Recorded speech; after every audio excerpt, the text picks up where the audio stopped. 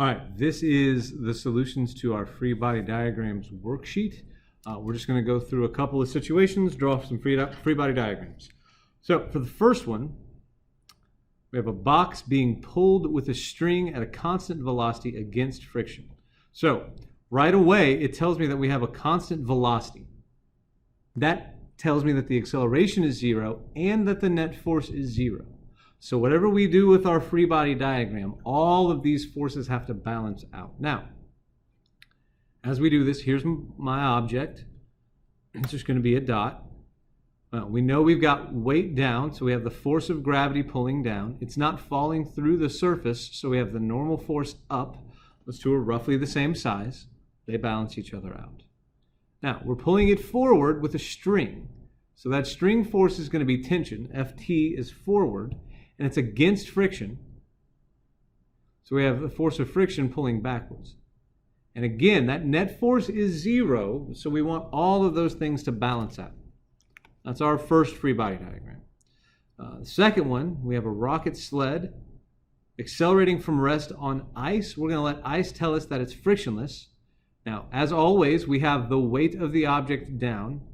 We have the normal force of the object up. And then we have that applied force from the rocket pulling us forward. And that's it. We're not going to have any friction pulling us backwards. So my net force is to the right. My acceleration is to the right. Everything's in the direction of that applied rocket force.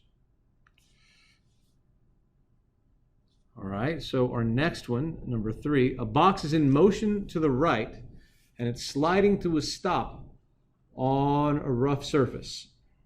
So here's my object.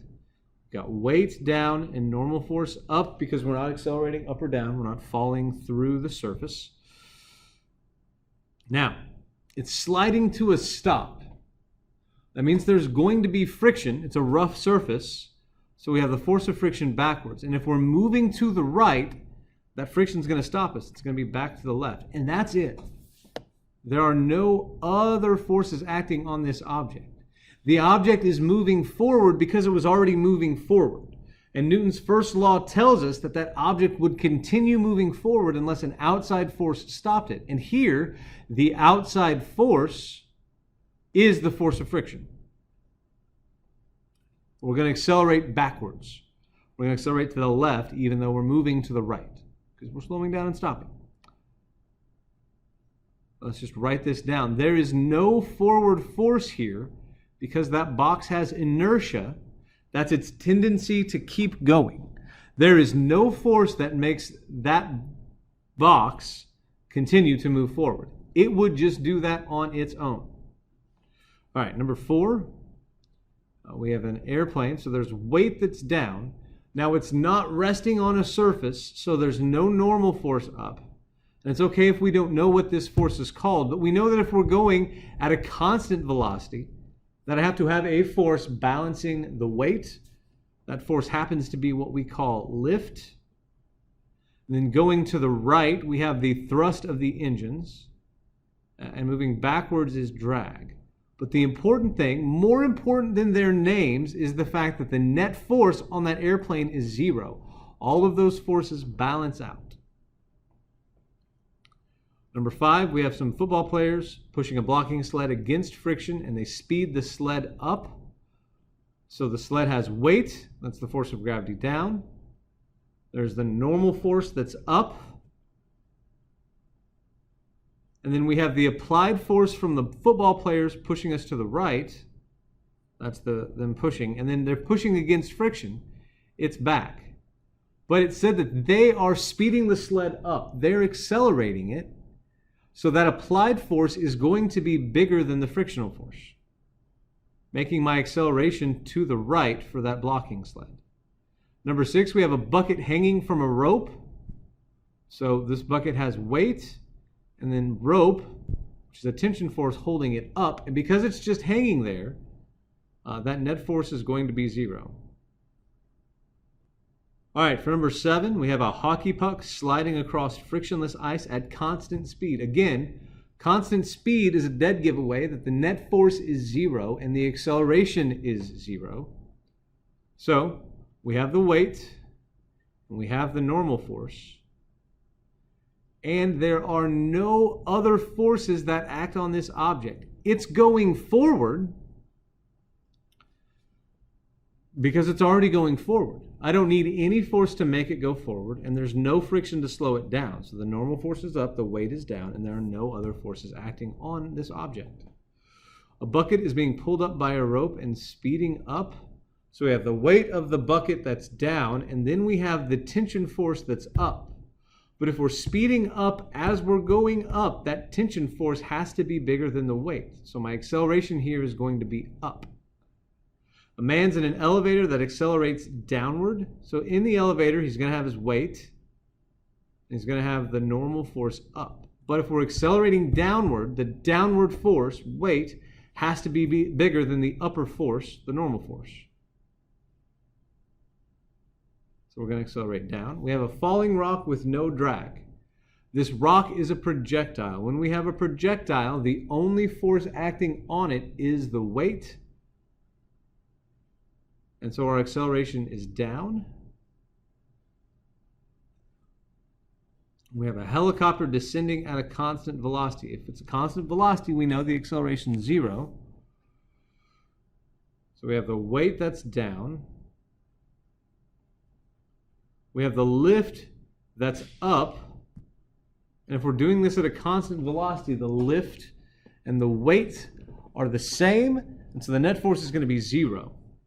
The helicopter accelerates upwards, same helicopter, so we still have the force of gravity.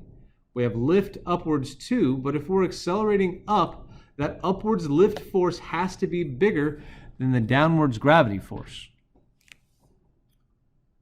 13, a magic school bus travels to the right and brakes to a stop. So we have our bus, has weight down, normal force up. Those two are equal because we're not accelerating up or down. We're not falling through the ground. It's going to the right, but it's braking to a stop. So the friction has to be to the left. And again, without friction, it would just continue to travel forward and not stop. But with friction, it will stop. All right, and then this one, a rocket is launched straight upwards from rest. Well, that rocket's going to have some weight. That doesn't go away. But if it's being launched upwards, we have sort of the applied force of lift from the rocket that's up. And so the acceleration in this case is going to be up. The net force is going to be up.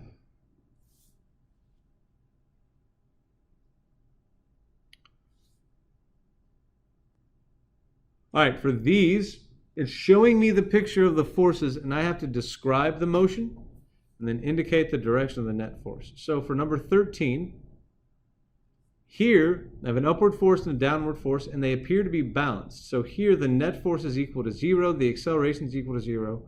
We have a constant velocity. So a couple of things could be happening. The object could be moving forward with a constant speed, could be moving to the left with a constant speed, or it could be at rest. Either way, the velocity of this object is constant. For number 14, again, all those forces look balanced, so the net force is 0, the acceleration is 0, and we have a constant velocity because everything is balanced. And the same thing is going to be true for that. So for 15, we are initially moving to the right, and we see these forces. Right away, we can see that there is an unbalanced force on this object to the right. So the net force and the acceleration is to the right. So I have an object that's moving to the right and accelerating right. This object is going to speed up. The net force is to the right, the acceleration is to the right. 16 is the same force diagram, but it's initially moving to the left. So the acceleration is still to the right. So it's still accelerating to the right.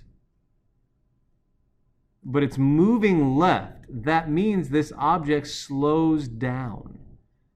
So the net force still in the same direction. Acceleration still to the right. But this object is slowing down because the acceleration is opposite the velocity. That means something's going to slow down. All right, so now we've got this skydiver just after opening the parachute, and we can see the free body diagram there. So for this skydiver, it's moving down, but it's accelerating up. So the skydiver here is going to slow down. So if we look at it, the net force is up and the acceleration is up, but it's moving down. So they're slowing down at that point. A long time after opening the parachute, the up force and the down force look to be the same. So the net force is 0 and the acceleration is 0. And here we see the forces are balanced. So the acceleration of this skydiver in this situation is going to be 0.